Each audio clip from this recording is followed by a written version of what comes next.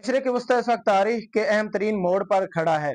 Israel और America की जानिब से ईरान पर की जाने वाली हालिया अस्करी कार्रवाइयाँ अब एक खुली जंग की शक्ल इख्तियार कर चुकी हैं। लेकिन इस तसादुम की असल जड़ क्या है? इसराइल ईरान के एटमी प्रोग्राम और इसके बैलिस्टिक मिसाइल सिस्टम को अपने लिए मौत या जिंदगी का मसला क्यों समझता है? और ईरान के शहीद सुप्रीम लीडर आयतुल्लाह खामनाई का एटमी हथियारों के बारे में कौन सा अहम फतवा है? तो आज की इस खुसूसी रिपोर्ट में हम आलमी थिंक टैंक्स, इंटेलिजेंस माहिरीन और बैनुल अक़वामी एजेंसियों के तस्दीक शुदा बयानात की रोशनी में इस पेचीदा सूरत हाल का तजिया करेंगे।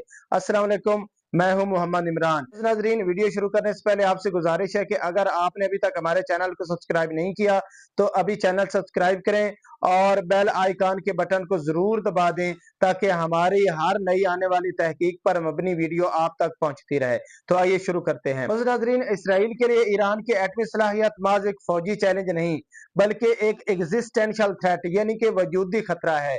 मोसाद के साबिक चीफ यूसी कोहिन ने वाज़ेह तौर पर खबरदार किया था कि ईरान की एटमी तनसीबात इसराइल के लिए रेड लाइन है। इनका कहना था कि इसराइल किसी भी ऐसे मुल्क को बर्दाश्त नहीं कर सकता जो उसकी तबाही का ऐलान करे और फिर एटमी हथियारों तक रसाई हासिल कर ले।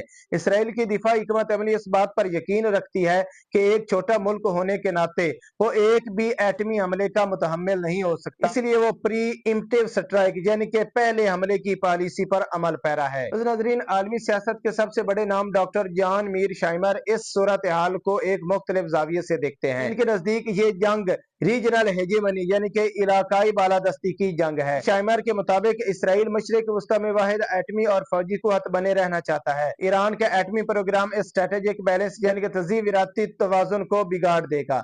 इनका मानना है कि जब तक ईरान के पास ताकतवर मिसाइल सिस्टम और एटमी सलाहियत की बुनियाद मौजूद है, इसराइल खित्ते में अपनी मर्जी के फैसले मुसल्लत नहीं कर सकता। यही वो रुकावट है जिसे इसराइल हर कीमत पर हटाना चाहता है। International institute for strategic studies की रिपोर्ट के मुताबिक ईरान ने मिसाइलों की दुरुस्ती में जो तरक्की की है, इसने इसे ये सलाहियत दे दी है कि वो इसराइल के अहम दिफाई मराकज और रिएक्टर्स को बराह रास्त निशाना बना सके। ब्रोकिंग्स इंस्टीट्यूशन का भी यही कहना है कि ईरान का मिसाइल प्रोग्राम इसराइल की क्वालिटेटिव मिलिट्री एज यानी फौजी बर्तरी को बराह रास्त चैलेंज कर रहा है। नाज़रीन, आलमी एटमी एजेंसी के सरबराह राफेल ग्रोसी के बयानात ने सूरत हाल को मजीद गंभीर बना दिया था। राफेल ग्रोसी ने तस्दीक की थी कि ईरान ने यूरेनियम की अफजूदगी 60% तक कर ली थी, जहां से हथियार बनाना सिर्फ चंद कदम की दूरी पर था, यानी 90% यूरेनियम अफजूदगी पर जोहरी हथियार बनाए जाते हैं। तब अपने हालिया इंटरव्यू में इनका कहना था कि ऐसा कोई सबूत नहीं मिला कि जिसकी बुनियाद पर यह कहा जा सके कि ईरान एटम बम बना रहा है।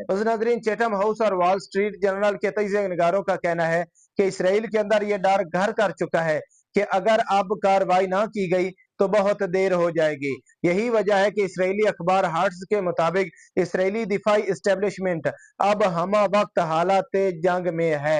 मजीद ये कि इसराइल को इस बात का डर है कि ईरान अगर एटमी हथियार हासिल कर लेगा तो इसकी प्रॉक्सीज जिनमें हौसी और हिज़्बुल्लाह सर फहरिस्त हैं, एटमी छतरी के नीचे काम करेंगी और इनका मुकाबला करना निहायत मुश्किल हो जाएगा। इसके अलावा इसराइल का मौक़िफ़ है कि अगर ईरान एटम बम बना लेता है तो फिर खित्ते के दूसरे ममालिक भी एटमी दौड़ में शामिल हो जाएंगे। जैसा कि सऊदी वली अहद मोहम्मद बिन सलमान ने फॉक्स न्यूज को एक बार इंटरव्यू देते हुए कहा था कि अगर ईरान एटम बम बनाता है तो फिर हमें भी उस दौड़ में शामिल होना पड़ेगा और हमें भी एटम बम बनाना पड़ेगा और इस अमल की पैरवी करना पड़ेगी। नाज़रीन, इस तमाम शोरो गोल के दरमियान ईरान का अपना एक मजबूत मौक़िफ़ है। यानी क़यादत बरहा आलमी फोरम्स पर यह वाज़ेह कर चुकी है कि अक्टूबर 2003 में शहीद सुप्रीम लीडर आयतुल्लाह खामनाई ने अपने एक ज़बानी फतवा में एटमी हथियारों की तैयारी और इस्तेमाल को शरई तौर पर हराम करार दे रखा है। नाज़रीन, ईरान का दावा है कि इसका तमाम प्रोग्राम बिजली की पैदावार और मेडिकल रिसर्च जैसे इंसानी हमदर्दी के कामों के लिए है। नाज़रीन, अल जजीरा के मुताबिक ईरान का मौक़िफ़ ये है कि इसराइल दरअसल इसके बम से नहीं बल्कि इसकी साइंसी और टेक्नोलॉजिकल तरक्की से खौफजदा है ताकि खित्ते में किसी दूसरे की तरक्की की गुंजाइश ना रहे। तो नाजरीन, तज्जियों, बयानात और ज़मीनी हक़ाइक़ से ये वाज़ेह है कि ये टकराव सिर्फ दो मुल्कों का नहीं बल्कि पूरे खित्ते के मुस्तकबिल का फैसला करेगा।